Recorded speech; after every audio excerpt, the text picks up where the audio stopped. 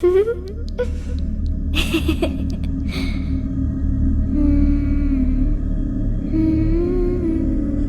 जैसी जगह उन लोगों के लिए ठीक है जिनको भूत प्रेत में दिलचस्पी हो। आसाम को भारत का काला जादू की राजधानी का खिताब भी मिला है। ऐसा कहा जाता है कि बहुत पहले दूर दूर से लोग यहाँ काला जादू सीखने आते थे। असम में यह भी माना जाता है कि अगर किसी ने काला जादू और मंत्र शक्ति में महारत हासिल कर ली है तो वो इंसान को जानवर में भी बदल सकता है। असम में नागांव नाम का एक छोटा सा गांव है। इस गांव में काले जादू की कोई सीमा नहीं। यहाँ जानवरों और पंछियों की बलि दी जाती है। सबसे ज्यादा हर अमावस्या की रात में शाम 6 से 9 बजे के बीच पंछियों की बलि दी जाती है। रात को तो जैसे इन मरे हुए पंछियों की बारिश होती है। बहादुर से बहादुर इंसान भी यह दृश्य देखकर डर जाए। वैज्ञानिक भी कभी इन चीजों का पता नहीं लगा पाए। यह वारदात कुछ 10 साल पहले की है। नागांव में अपने परिवार के साथ काया नामक लड़की रहती थी। वो 16 साल की स्कूल पढ़ने वाली युवती थी जिसके बचपन से ही आकर्षित रूप की चर्चा गांव भर में थी। गांव के कई मर्द काया की सुंदरता को देख मोहित हो जाते थे। उसका जवान हुस्न, नीली आंखें और गोरा रंग देखकर मर्दों की बुरी नजर अक्सर उस पर रहती थी। एक दिन जब काया स्कूल से घर लौट रही थी तब गांव के 4 आदमियों ने उसे अगवा कर लिया। अक्सर काया के आने जाने का समय उनको पता होता था। वो 4 आदमी काया को एक छोटे से घर में ले गए और वहां 4 दिनों तक लगातार उसका बलात्कार किया। 4 दिनों तक उन चारों ने काया को बहुत नोचा और उस पर अत्याचार भी किए। 5वें दिन तड़पते हुए काया ने वहीं दम तोड़ दिया। उन 4 आदमियों ने काया की लाश को उसी घर में जला दिया और उस घर को बंद कर दिया। गांव में किसी को पता भी ना चला इस दुर्घटना के बारे में। काया की लाश जलकर राख भी हो गई। अगले दिन काया की आत्मा एक भयानक रूप लेकर अपने कातिलों से बदला लेने गांव में आकर अपने उन 4 कातिलों को मार डालती है। इतने पर भी काया की आत्मा नहीं रुकती। वो गांव वालों को भी अपनी मौत का जिम्मेदार समझती थी क्योंकि गांव में किसी ने भी उसके गुमशुदा होने पर कुछ नहीं किया। आधी रात को जैसे जोरों से रोना और हंसना, बम्बू की लकड़ियों को काट कर गिरना, पायल की आवाज और घरों की छतों पर पत्थर फेंकना, ये सब काया की आत्मा का आतंक था। गांव वालों ने तांत्रिक को बुलाया और तांत्रिक ने उसी घर में जहां काया की मौत हुई थी वहां जाकर तंत्र मंत्र फूके और काया की आत्मा को वश में किया। तांत्रिक ने एक अभिमंत्रित कील उस घर की एक दीवार पर ठोक दी जिससे काया की आत्मा उस घर में ही कैद हो गई। तांत्रिक ने गांव में सबको इस शापित घर से दूर रहने की चेतावनी दी। काफी सालों तक काया के आतंक से गांव मुक्त रहा। फिर एक दिन 2 सैनिक फैजल और किशन अपनी आर्मी की ट्रेनिंग खत्म करके अपने घर वापस जा रहे थे। रास्ते में नागांव से गुजरते हुए उनकी जीप अचानक उसी शापित घर के बाहर बदकिस्मती से बंद पड़ जाती है। फैजल ने किशन से कहा, यार रात बहुत हो चुकी है और दूर दूर तक कोई गांव वाला भी नहीं दिख रहा यार। किशन ने जवाब दिया, हाँ यार फैजल, इतनी रात को कौन हमारी मदद करने आएगा।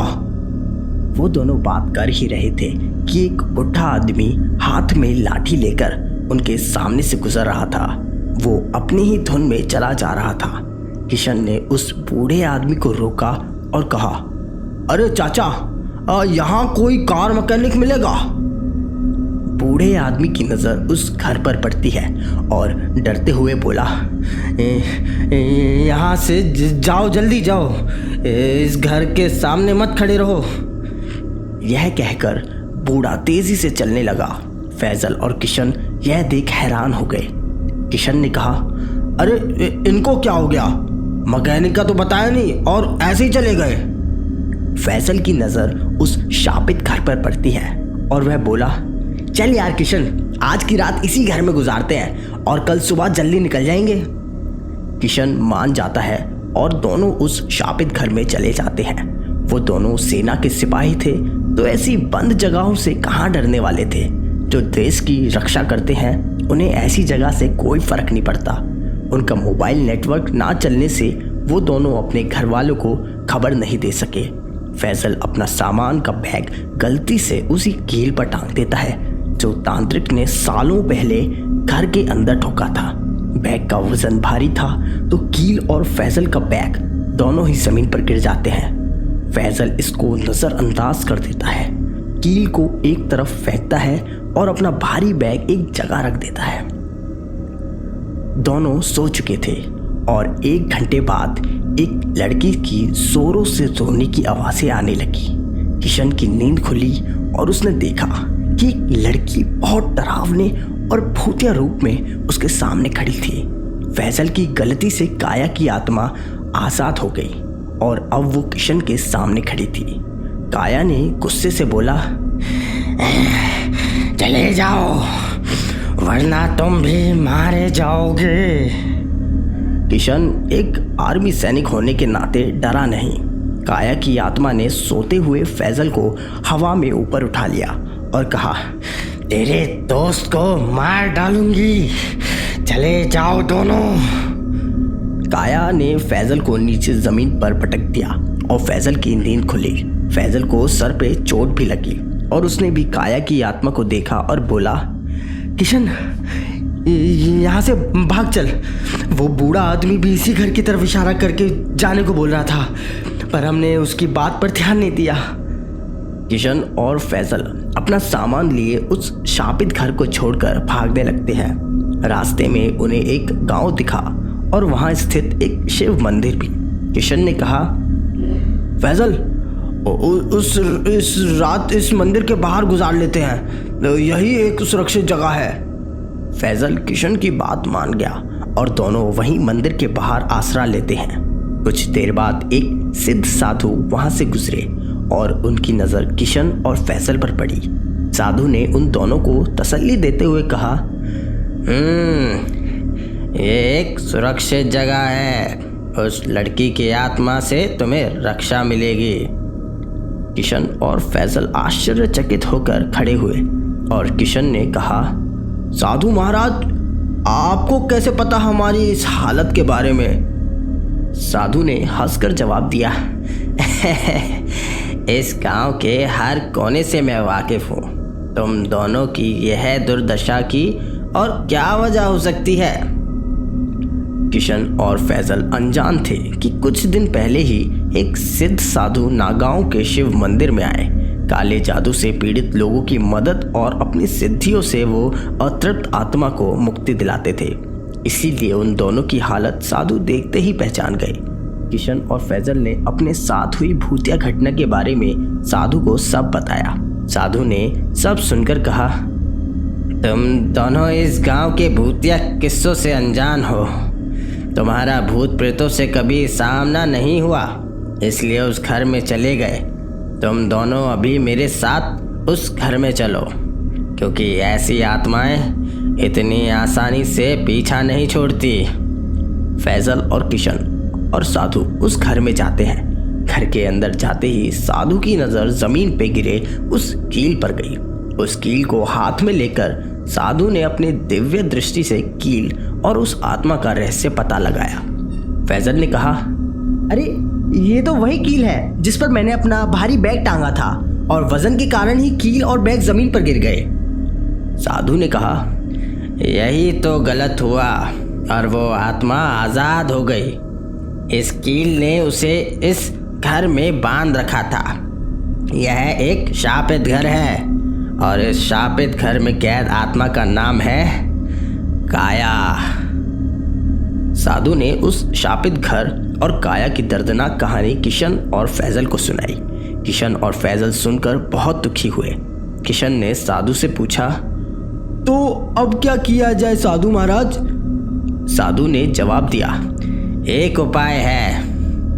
फैजल ने कहा, आप जो कहो साधु महाराज, अब तो हम भी उस लड़की की आत्मा को मुक्ति दिलाना चाहते हैं। साधु ने कहा, जब किसी इंसान के मरने के बाद अगर उसके अंतिम विधि या श्राद्ध के पूरे नियम ना किए हों तो उसकी आत्मा भटकती है, और यह तो नाबालिग लड़की की आत्मा है। इससे पहले कि काया आतंक मचाए।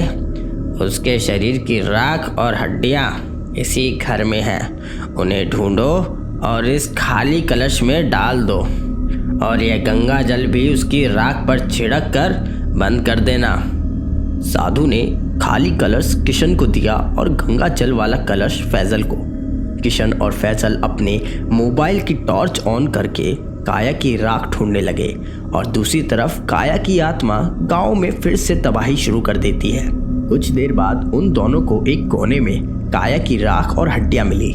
किशन ने काया की राख को खाली कलश में डाल दिया और फैजल ने उस पर गंगा जल छिड़क दिया। इस काम को करते करते पूरी रात निकल गई और दिन भी चढ़ गया। दोनों उस कलश को साधु के पास ले गए। साधु ने कहा, अब हमें इन अस्थियों को जल में विसर्जित करना पड़ेगा, तभी काया की आत्मा को मुक्ति मिलेगी। साधु, किशन और फैजल गांव के शिव मंदिर में काया की आत्मा शांति के लिए हवन करते हैं। फिर मंदिर के पीछे की नदी में काया की अस्थि विसर्जन कर देते हैं। काया की आत्मा उस वक्त अपने इंसानी रूप में आकर किशन और फैजल से कहती है, आप दोनों का बहुत धन्यवाद। दुनिया में मेरी जैसी और भी बहुत लड़कियां हैं जिनको इंसाफ नहीं मिलता और सालों तक भटकती हैं। यह कहकर काया की आत्मा गायब हो जाती है। इस प्रकार काया की आत्मा हमेशा के लिए मुक्त हो जाती है। अगर आपको ये वीडियो पसंद आई हो तो इस वीडियो को लाइक करें और हमारे चैनल को सब्सक्राइब करें।